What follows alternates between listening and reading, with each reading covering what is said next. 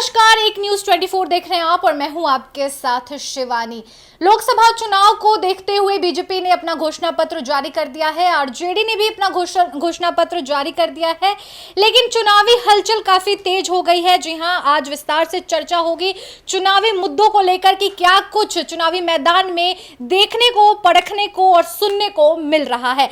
तमाम बातों को लेकर विस्तार से चर्चा करने के लिए हमारे साथ सीनियर जर्नलिस्ट रविकांत जी मौजूद हैं और हमारे सहयोगी आनंदन जी भी मौजूद हैं।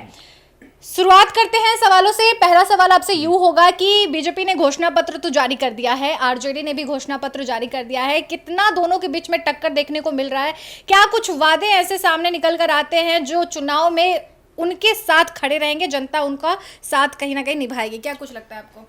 देखिए, राजद ने जो वादे किए हैं, राजद इस प्रकार से वादे किए हैं जैसे विधानसभा में जो वादे किए थे कि मैं 10 लाख सरकारी नौकरी देने वाला हूं और पुरानी पेंशन स्कीम का, तो इस बार वो थोड़ा बढ़े हैं, करोड़ों तक गए हैं। तो भाजपा का सामने से कहना है कि वो इसलिए कर रही है क्योंकि उसका कोई आने का ठिकाना ही नहीं है। वो सीधे बोल रही है भाजपा की आपका एक भी सांसद नहीं है और आप चले प्रधानमंत्री बनाने। इनके प्रवक्ता नेता बोलते ही रहे, मंचों से बोलते रहे। तो अभी जो बातें आ रही है कि अब इनका कुछ आना नहीं है, इसीलिए जो मन है वो वादा कर रहे हैं। मगर राजद ने तो ये इस बात को मैनिफेस्टो में तो कह दिया ना कि हम करोड़ों नौकरी देंगे, बिल्कुल हम देंगे आपको, यहाँ पे ये पुरानी पेंशन स्कीम लागू करेंगे।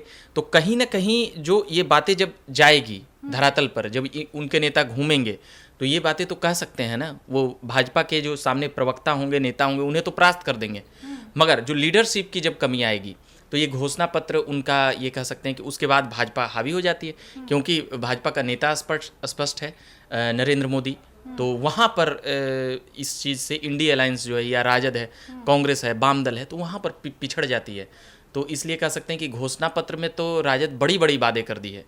और यहाँ पर भाजपा का देखेंगे तो भाजपा का है कि 70 साल से उम्र के जो लोग हैं, अगर उनका कार्ड वो नहीं भी है तो भी हम उनको, और जो पॉलिसियाँ जो और भी प्राइवेट कंपनी और ये सब हेल्थ कार्ड जो इशू करती थी, 70 साल से कम वालों को ज़्यादा उनको किस्ती भरना पड़ता था, तो उसमें ये सब चीज़ें रिलीफ देती हुई नज़र आ रही है। मगर भाजपा का क्या है कि वो जो करती है, कहती है, क्योंकि वो सरकार में है तो उसकी जिम्मेदारियां ज़्यादा है। तो कहीं ना कहीं इसको लेकर भाजपा अपना अलर्ट रहती है कि हम क्या कर सकते हैं, क्या नहीं कर सकते हैं। इसीलिए जो सरकार में ऑटोमेटिक उसकी जिम्मेदारियां ज़्यादा होगी, जो सरकार में नहीं है उसको आना है।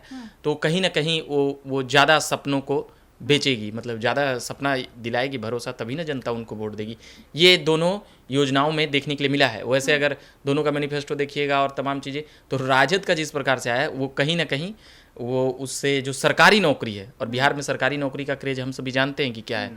सरकारी नौकरी पर नीतीश कुमार भी बोलते रहे कि अगर सरकारी नौकरी देने की अगर वादा कर दे तो चांद पर लोग चले जाएंगे। तो कहीं ना कहीं दोनों चाचा भतीजे एक साथ थे तो नौकरी जिस कदर बांटा गया था, तो क्या लगता है कि जनता इस बार विश्वास कायम करेगी तेजस्वी यादव पर कि हाँ, वो नीतीश कुमार के साथ थे तो नौकरी बांटा गया था, इस बार वो जो वादे किए हैं 1 करोड़ नौकरी का, वो वाकई वो देंगे? देखिए, 1 करोड़ देश में किए हैं कि बिहार में किए हैं? बिहार में तो नहीं किए, देश भर में किए हैं। तो यही बातें हैं। तो अब जैसे बिहार में वो किए थे और जिस प्रकार से उनके आने के बाद नौकरियों में तेजी जो देखी गई थी, तो कहीं ना कहीं उस बात को जनता के बीच में, ये विधानसभा में इसका फायदा होगा। ये मैसेज डायरेक्ट रूप से देंगे कि हमने तो 17 महीनों में वो काम किया जो 17 सालों में एनडीए की सरकार ने नहीं की। तो ये कहीं ना कहीं ये दबाव बनाने के लिए उनके पास सरकारी नौकरी वाला जो ये कह सकते हैं ये वादा और मैनिफेस्टो में ये जोड़ना, ये उनकी तारीफ दर्शाती है और जनता कहीं ना कहीं उनके पक्ष में आएगी, ये बातें तय है। आप कैसे देखते हैं? सबसे पहले हम बात करेंगे राजद के मैनिफेस्टो की। तो राजद का जो मैनिफेस्टो है उसको हम एक नज़रिए से देखें तो उसमें बहुत सारे ऐसे वादे हैं जिसको लेकर वो आने वाले लोकसभा चुनाव में जिसको लेकर उसने मैनिफेस्टो जारी किया है, उसको लेकर हम बात करें। सबसे पहले कानून व्यवस्था को लेकर उन्होंने जिक्र किया था। कानून और व्यवस्था को लेकर अगर उन्होंने जिक्र किया था तो एक सवाल उठता है कि आपको खुसरूपुर का घटना याद होगा। हम हमेशा इस बात को लेकर उठते हैं, खुसरूपुर में जिस तरीके से औरत को नंगा दौड़ाया गया था, गंदा पानी पिलाया गया था, तब राजद के या फिर उस समय जो सत्ते में थे कोई भी वहां देखने नहीं गया था। जब तक ज्यादा से ज्यादा मीडिया ने उस चीज को घसीटा, तब 2-4 प्रवक्ता वहां पर गए और संज्ञान लिया कि क्या कुछ हुआ था। उस समय राजद व्यस्त थी, उस समय राजद बिजी थी मणिपुर में हुए घटना को लेकर। तो आपके राज्य में जो हो रहा है आपको पहले वो देखना चाहिए था। पहली बात, नौकरी की बात अगर करें, रोजगार की बात करें, राजद अगर रोजगार को लेकर तत्पर है तो बहुत सही चीज है। लेकिन अगर रोजगार की बात हम करते हैं नियुक्ति पत्र बांटने का आपने जिक्र किया। नियुक्ति पत्र राजद बांट रही थी, हम मानते हैं। 17 महीने में तेजस्वी यादव ने नौकरी देने की लाखों लोगों को नौकरियां दिया, वो सीना ठोक कर कहते भी हैं। लेकिन आप देखिए गर्दनी बाग चले जाइए, गर्दनी बाग जाकर आप पता लगाइएगा कि गर्दनी बाग में उस समय जब वो नियुक्ति पत्र बांट रहे थे गांधी मैदान में, तब गर्दनी बाग में नौकरी के लिए लोग तड़प रहे थे, प्रोटेस्ट कर रहे थे। वहीं राजद कार्यालय के बाहर लोग नौकरी मांग रहे थे, और वही उसी जगह उसी दिन आप दूसरे लोगों को नौकरियां दे रहे थे। तो ये समझ के बाहर लगता है कि आप ही के बिहार के लोग नौकरियां मांग रहे हैं और आप नौकरियां बांट रहे हैं।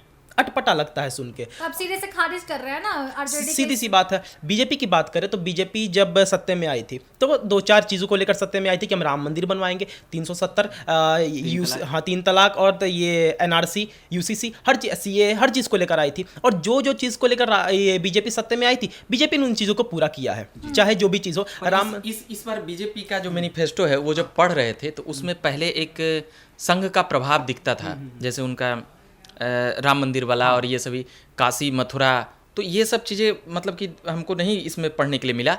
इसमें नज़र आ रहा है बुलेट ट्रेन, इसमें नज़र आ रहा है टेक्नोलॉजी पर, इसमें नज़र आ रहा है आने वाले। उन्होंने कहा है कि राम मंदिर और बेहतर तरीके से और बनवाएंगे अगर उनकी सरकार वापस आती है तो। इसका हो सकता है ना, इसका एक कारण हो सकता है कि राम मंदिर बनवाने में जो विरोध हुआ है बीजेपी का, कि राम मंदिर बनवाने में जैसा विरोध हुआ है, हाँ नहीं बेनिफिट की बात नहीं है, वो जो विरोध हुआ है ना अदर कम्युनिटी से, उस विरोध के हो सकता है डर नहीं कह सकते, उस विरोध के अगेंस्ट ना जाते हुए वो चाहते हैं कि भाजपा इस बातों को लेकर आगे बढ़ना चाह रही है कि हम मंदिर के आगे भी राजनीति कर सकते हैं। हाँ, जैसे वो पहले उसके विचारधारा वाली जो संगठन थी वो उसमें उसका झलक दिखता था, मगर इस बार क्या दिख रहा है आप पढ़िएगा, मोदी की गारंटी, मोदी की गारंटी है या नहीं है मित्रों। तो इस प्रकार से ये बातें, उनके नेता भी यही बातें कर रहे हैं, मोदी है तो मुमकिन है, मोदी मतलब मोदी एक ब्रांड से ऊपर जा चुके हैं, मतलब वो देश विदेशों में तो नेतृत्व कर ही रहे हैं और देश में भी एक कह सकते हैं कि जन जन में एक वो चीजें जा चुकी है कि मोदी की गारंटी, मोदी है तो आपका सब कुछ बीजेपी का टारगेट विकसित देश को लेकर है, तो पार्टी से ऊपर उनका ये जो मोदी की गारंटी है उसका स्लोगन इस बार का बहुत बड़ा स्लोगन है, मोदी की गारंटी। जैसे लोग एक पक्ष से देखते हैं कि चलो राम मंदिर को लेकर तुमने हिंदू मुस्लिम अलग किया, लोग बातें करते हैं, वो चीज को हटकर अगर हम देखें तो 2014 से पहले हमारे देश में एक भी वंदे भारत नहीं थी, अभी हमारे देश में 42 वंदे भारत है। उस समय हम रोड का इंफ्रास्ट्रक्चर, हाँ रोड का इंफ्रास्ट्रक्चर देख सकते थे, अभी हम देख सकते हैं नितिन गडकरी ने जो भी कुछ किया है उस समय। अब हम सोच नहीं सकते थे कि बिहार में कभी वंदे भारत चलेगी, लेकिन अभी बिहार की हालत आप देखिए, 2 वंदे भारत चल चुका है। और मेट्रो तो बिहार में सोचना नामुमकिन था, लेकिन उस चीज को भी केंद्र ने मुमकिन किया। उसके बाद देख सकते हैं मेट्रो में 2 दशक पहले दिल्ली में मतलब आ चुका था, कलकत्ता में तो और भी पहले आ चुका था, तो बिहार आते आते 2 दशक लग रहा है। और हम बात करेंगे, अब कहिएगा कि विदेशों में, जापान में तो काफ़ी पहले मतलब ये सब आधी सदी, तो उससे तुलना करेंगे तो कहीं ना कहीं अब देखते हैं कि वो सभी चीज़ें अब यहाँ भी, जैसे बुलेट ट्रेन का विस्तार उत्तर पूर्व दक्षिण क्षेत्र में किया जाएगा, इससे लोगों को तेज परिवहन मिलेगा। तो ये चीज़ें, ये बात कर रहे थे अभी बीजेपी का 36 तक में ओलंपिक खेलों के मेजबानी की प्रतिबद्धता, इससे देश में अब ओलंपिक कभी यहाँ पर मतलब आयोजित नहीं किया। गोल्ड मेडल व्यक्तिगत रूप से भी बहुत कम, 1-2 जीते हैं अभिनव बिंद्रा और ये सभी, तो मेडलों की संख्या पर भी सरकार की ध्यान है, क्योंकि 2036, 24, 28, 32, 36 इस प्रकार से जब बढ़ेगी तो कहीं ना कहीं ये खेलों पर भी ये ध्यान देती हुई नजर आ रही है। देख सकते हैं ना, कुछ लोग इल्जाम लगाते हैं केंद्र पर, मोदी पर, पक्ष नहीं ले रहे हैं, कुछ लोग इल्जाम लगाते हैं कि मोदी ने सिर्फ धर्म को लेकर ही सवाल उठाया और धर्म को लेकर ही चले हैं। हाँ, अब इस चीज को लेकर हम देखते हैं, धर्म को लेकर, अगर धर्म को लेकर मोदी चलते तो इंडिया 5th लार्जेस्ट इकोनॉमी वाली कंट्री नहीं बनती, उसमें धर्म नहीं, उसमें धन लगता है। और दूसरी चीज, महंगाई को आगे कर दिया, तो हम कैसे एक्सपेक्ट कर सकते हैं, अपेक्षा कैसे कर सकते हैं कि 2010 में जो चीज हमें 5 रुपए की मिलती थी, आज भी वो चीज हमें 5 रुपए की ही मिले। सीधी सी बात है, जनरेशन वाइज पैसे तो बढ़ते, महंगाई तो बढ़ेगी। तीसरी बात लेकर हम चलते हैं कि हम चाहते हैं कि हमारा इंडिया सबसे विकसित बने, हमारा इंडिया टेक्नोलॉजी में सबसे आगे बने, लेकिन क्या हम अपनी जेब से 1 रुपए नहीं दे सकते हैं? मोदी ऐसा थोड़ी है कि आपसे पैसा लेकर जेब में डाल रहा है, वो देश में लगा रहा है, देश में अगर नहीं लगा रहा है तो आंकड़े देखिए।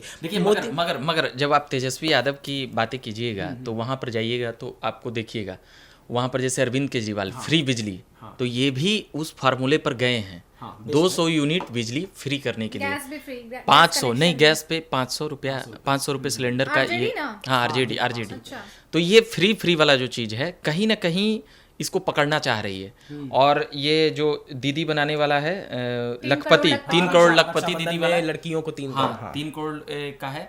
फिर उसके बाद और भी योजनाएं, तो ये दोनों तरफ से जो चुनाव आता है तो ये लोग अपना पिटारा मतलब मैनिफेस्टो में कह सकते हैं कि खोल दिए हैं या खोल रहे हैं। तो अब इसी में देखिएगा कि अब तो इसका चर्चा 2029 में होगा ना, हाँ। 2000 इसकी चर्चा 2029 में होगी, तब तक बहुत सी चीज़ें भूल जाएंगे, तब तक फिर आ जाएगी। तो बीजेपी भी ये जो तमाम वादा किए हैं हम उम्मीद करते हैं वो पूरा करेगी तो ठीक है।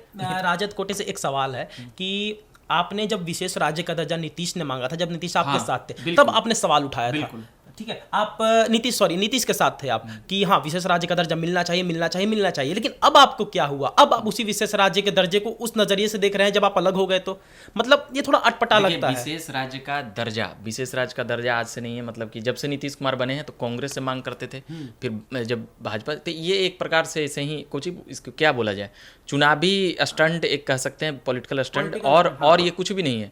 जब भी किसी को प्रेशर पॉलिटिक्स करना हो या उसको दबाव समूह की राजनीति बताते थे, तो जब भी कुछ मन नहीं लगा, कुछ अनबन हो गया है दोनों में, तो वो अपना स्लोगन एक चल जाता है, कभी वो चला देते हैं कभी ये चला देते हैं। क्या आप विशेष राज्य का दर्जा नहीं चाहते हैं? नहीं, चाहना ना चाहना वो एक अलग बात है। अब तो भाजपा बोल रही है कि हम विशेष राज्य के दर्जा से ज़्यादा दे दिए, 1.5 लाख करोड़, और ऐसी जो योजना है तो उस पर भी तेजस्वी यादव सवाल उठा देते हैं। विशेष राज्य के दर्जे के लिए आपके राज्य में कुछ चीजें होनी चाहिए। विशेष राज्य के दर्जा को ये लोग मजाक बना दिए हैं, अपना कैसे मजाक बना दिए? अपना मन के हिसाब से, अपने मन के हिसाब से ये लोग जब मन करता है विशेष, जैसे अब नीतीश कुमार अभी जान रहे हैं कि हमको ज़्यादा अभी सरकार थोड़ा ये करना है वो करना है, तो अभी नहीं मांगेंगे, वो तब मांगेंगे जब बीजेपी, अब लगेगा कि बीजेपी हमको मुख्यमंत्री बनने में टेंशन करेगी, तो वहाँ पर ये महत्वाकांक्षी चीज़ें हैं।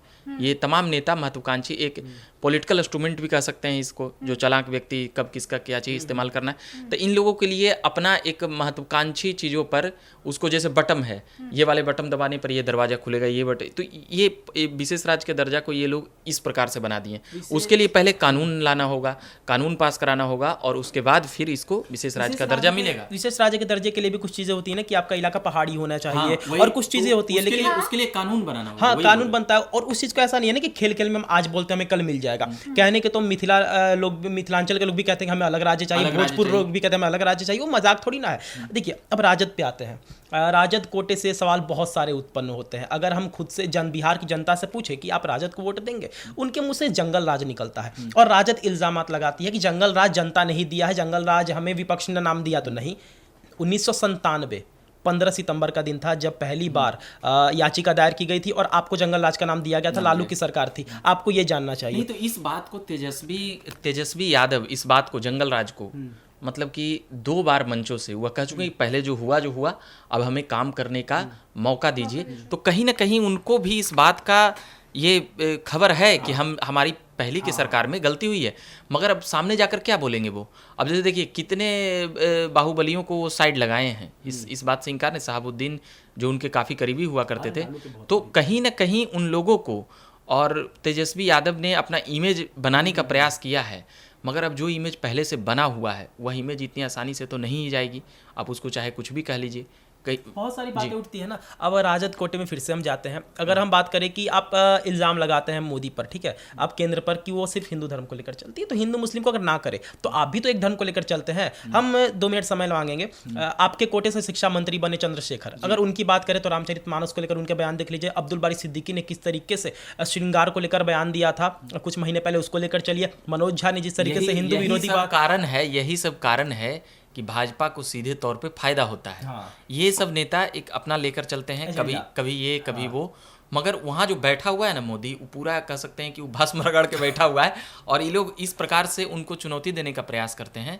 क्योंकि देखिए भाजपा के पास तंत्र बहुत है, आज उसके पास इतनी बड़ी संगठन है दुनिया की, कि वो चीज़ें जब लगी हुई है तो यहाँ पर आप कितना भी जाति पाति में करिए, वो 20 सीटों से ज़्यादा लाएगी ही, 30 सीटें।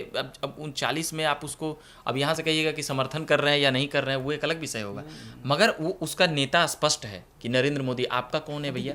यहाँ पे फंस जाते हैं। राजद फंसती कहाँ पे है कि राजद के बात करें वंशजों की, वंशज यानी कि तेजस्वी और तेज प्रताप की बात करें, तेजस्वी अपने मुंह से कहते हैं कि हम अयोध्या नहीं जाएंगे। पैर कटेगा तो डॉक्टर के पास जाओगे कि भगवान के पास जाओगे, पंडित के पास जाओगे, तो ये बयान, और खुद मंदिर में जाएंगे, खुद जाएंगे, खुद जाएंगे। और तेज प्रताप की आप बात देखिए, वो कहते हैं कि हम राम मंदिर क्यों जाए, हम तो कृष्ण भक्त हैं। तो वो तो एक तरफा हो गया ना कि यादवों को जिस तरीके से देखा जाता है, आप वही चीज कर रहे हैं कि हम एक तरफ ये राम 14 कला में निपुण थे तो 16 कला में ये क्या कृष्ण निपुण थे तो हम कृष्ण को मानेंगे। तो ये सारे एक तरफा जो बयान है, इससे इसमें राजद खुद फंसता है। कार सेवकों पर गोली पिता ने चलवाई, लाठी पिता ने चलवाए, और राम भक्तों का विरोध हम करेंगे, तो फिर हिंदू कैसे वोट देंगे? अब इतिहास को टटोलने बैठेंगे तो काफी लंबा वीडियो हो जाएगा, लेकिन एक और चर्चा हम लोग करने की कोशिश करेंगे। देखिए, रोहिणी आचार्य को लेकर अभी काफी चर्चा में वो बनी हुई हैं। ऐसे में भाजपा रोहिणी आचार्य को लेकर उनकी किडनी जो अपने पिताश्री को वो डोनेट की हैं, उस पर काफी सवाल उठ रहे हैं। इस पर इतना सवाल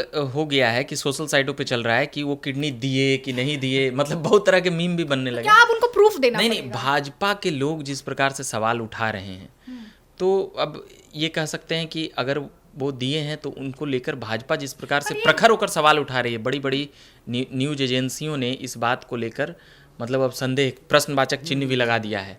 और सम्राट चौधरी तो पहले ही कह चुके हैं कि भाई लालू यादव किडनी लेकर के अपनी बेटी को देते हैं। हालांकि अब इस जब चर्चा होगी, जो चुनाव परिणाम आएगा तो देखा जाएगा कि किन बयानों से कितना जनता नाराज हुई या खुश हुई। मगर यहाँ पर हाँ, की जा रही है, इस पर सीधे तौर पर रोहिणी आचार्य को कह सकते हैं कि घेरा जा रहा है, राजद को घेरा जा रहा है। अगर एक बेटी अपने पिता को किडनी देती है तो इसके लिए सभी को बधाई और उसको शुभकामनाएं बोलना चाहिए। तो मगर इस पर विपक्ष कह सकते हैं कि जैसे राजद कई बातों को लेकर राजनीति करती है, तो इस पर बीजेपी भी अपना राजनीति रोटी सेक रही है। राजनीति में ये तो होता ही है, कहकर बच भी सकती है बाद में। तो ये कहीं ना कहीं पॉलिटिकल स्टंट बड़ा बनते जा रहा है धीरे धीरे, और ये मामला होगा। और फिर आचार्य प्रूफ रियली में देंगी? प्रूफ वो नहीं देंगी, क्योंकि सवाल ऐसे ऐसे किए जाते हैं ना, विपक्ष की तरफ से बहुत सारे सवाल उठाए जाते हैं कि अगर आपने किडनी दिया था तो आप आराम क्यों नहीं की, आपके शरीर में घाटा क्यों नहीं हुआ, सेल्फी लेकर फोटो अपलोड कर रही हैं आप। सबसे बड़ी बात है कि आप किडनी दी, फिर भी आप धूल में जा रही हैं, बिना मास्क के जनता के बीच जा रहे हैं कि इतनी स्वस्थ कैसे हैं आप। सवाल बहुत है, तो अभी तो वो जवाब नहीं ही देंगी।